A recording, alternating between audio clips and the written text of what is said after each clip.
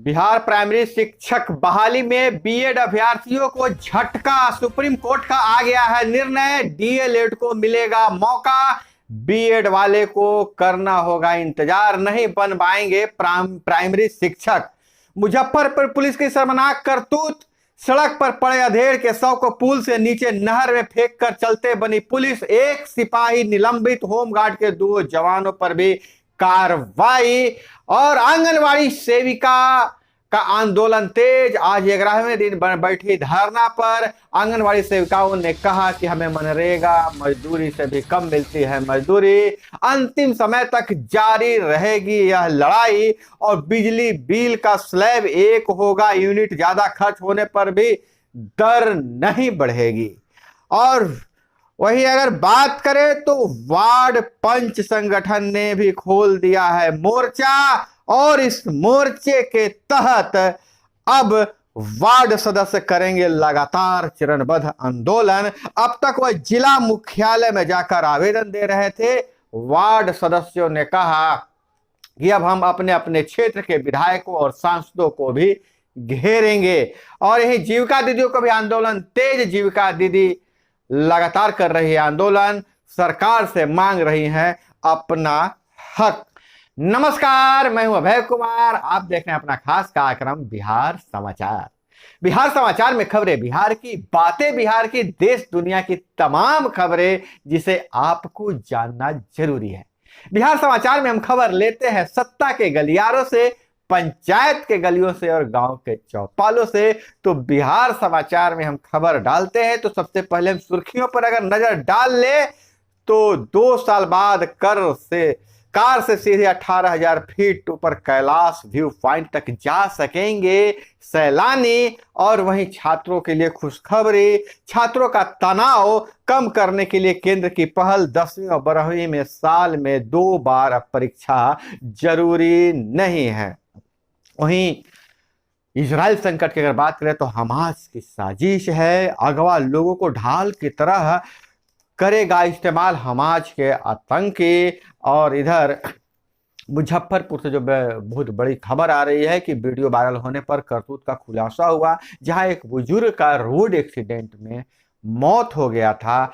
पुलिसकर्मियों ने कागजी कार्रवाई से बचने के लिए, आगे के कार्रवाई से बचने के लिए शव को पुल से सीधे नहर में डाल दिया ताकि उनके थाना क्षेत्र में कोई कागजी कार्रवाई नहीं हो। यह मामला है रविवार के और सुबह मुजफ्फरपुर पुलिस की शर्मनाक करतूत सामने आई है। मुजफ्फरपुर हाजीपुर मुख्य मार्ग पर फकुली ओपी क्षेत्र में ढोढ़ी पुल के समीप सड़क पर वाहन के ठोकर से मृत पड़े अधेड़ की पहचान करवाने या शव का पोस्टमार्टम में भेजने के बजाय पुलिस ने उसे पुल से नीचे नहर में डाल दिया। हालांकि पुलिस ने इसे अपनी गलती मानी है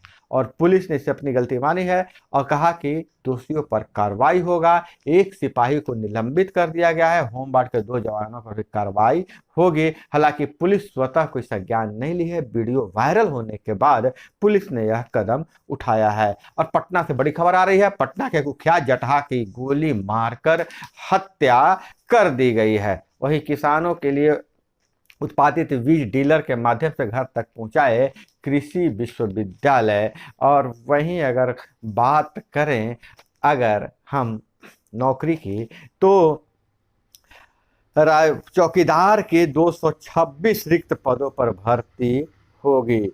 उम्मीदवार मान्यता प्राप्त बोर्ड से 10वीं हो। विस्तृत जानकारी के लिए ऑफिशियल वेबसाइट पर संपर्क किया जा सकता है। District commissioner magistrate office Gumla से यह समाचार आ रही है। सामान्य वर्ग के अभ्यर्थियों के लिए ऊंचाई 160 सेंटीमीटर होनी चाहिए, जबकि अनुसूचित जाति जनजाति के उम्मीदवारों के लिए ऊंचाई 155 सेंटीमीटर होनी चाहिए। और वहीं अगर बात करें तो पावर ग्रिड के सुपरवाइजर के 20 पदों के लिए मौका है और इसमें 20 रिक्तियां मांगी गई है। एम्स देवघर में जूनियर रेजिडेंट के 40 पद रिक्त हैं। वहीं दिल्ली में पैरा मेडिकल स्टाफ के लिए 909 पदों पर बहाली होगी।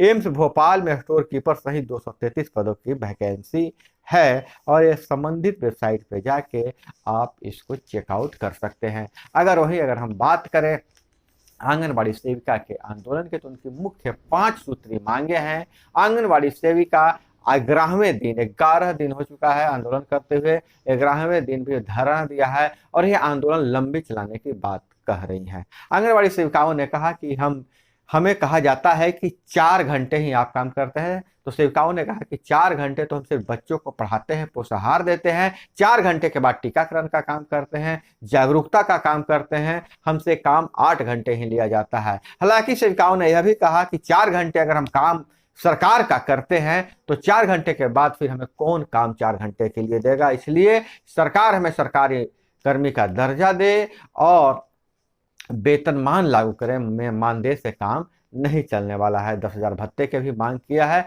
और सेविकाओं ने आवाज बुलंद करते हुए नारा लगाया कि 5,000 से कम नहीं, 5,000 में दम नहीं और 25,000 से कम नहीं। आप कमेंट में बताइएगा का सेविका सहायिकाओं का मांग जायज है कि नहीं जायज। हालांकि सेविका सहायिका ने कहा है कि अगर कोई एक बार सांसद विधायक बन जाता है तो उनके रिटायरमेंट के बाद भी उन्हें पैसे मिलते हैं।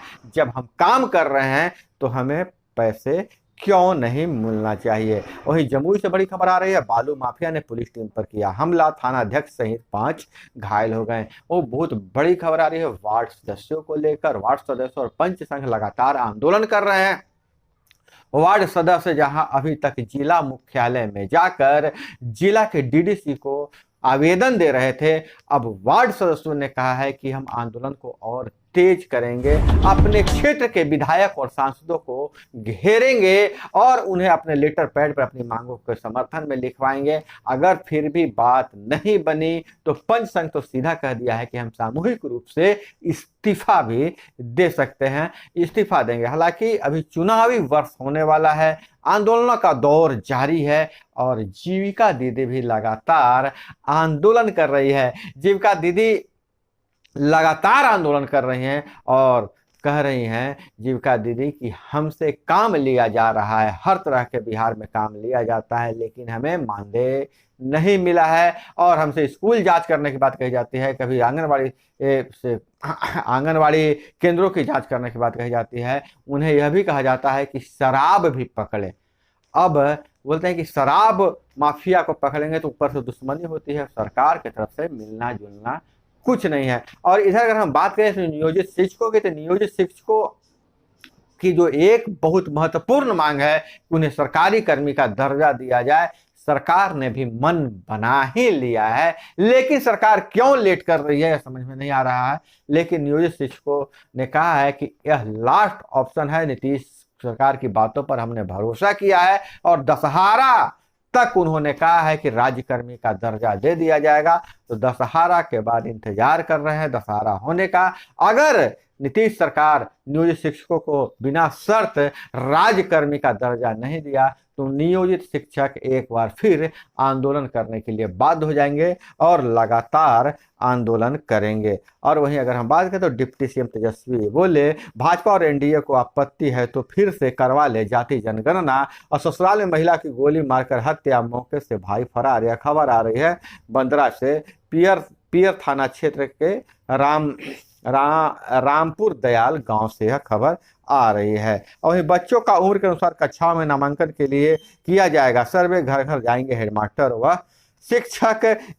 और यह जिले में 9 से होगा गृहवार सर्वेक्षण। 6 से 14 वर्ष और 15 से 19 वर्ष के स्कूलों के बाहर मिलने वाले बच्चों की होगी पहचान और उनका नामांकन कराया जाएगा। इतना ही नहीं, मंदिर मस्जिद स्टेशन पर घूमने वाले बच्चों के लिए शिक्षा विभाग की ओर से बनेगी विशेष रणनीति। नामांकन के लिए कब और क्या किया जाएगा, इसके लिए कमेटी का गठन कर लिया गया है। और वहीं अगर बात करें इधर तो जानीपुर से खबर आ रही है, 3 दिनों से लापता ट्रैक्टर चालक का शव कुएं से मिला, परिजन बोले हत्या की गई है। और ये विदेशों से खबरें की अगर बात करें तो हमास की 18 माह की तैयारी है, मोसाद नाकाम हो गया है, लोगों में गुस्सा है, हमास के हमले हमारी साख पर बट्टा है, यह इजराइल कह रहे हैं। इजरायलियों को हम वतन बंधकों की चिंता, फौज में भर्ती हो रहे हैं युवा अगर बात करें तो यह इजराइल पर अब तक का बहुत बड़ा हमला है और हमास के आतंकियों ने तो सारी हदें पार कर दी है, महिलाओं और बच्चों को भी नहीं छोड़ा। आप कमेंट में बताइएगा आप किसका समर्थन करते हैं, हमास का कि इजराइल का। तो दोस्तों यह थी वो तमाम खबरें जिसे आपको जानना जरूरी था। इसी तरह से खबरों के लिए जुड़े रहिए हमारे साथ। चैनल पे नहीं तो चैनल को सब्सक्राइब कर लीजिए, वीडियो पसंद आए तो लाइक जरूर कीजिएगा। हम आपसे विदा लेंगे और हम आपको बता दें कि हमारे कैमरे के पीछे थी रिद्धि।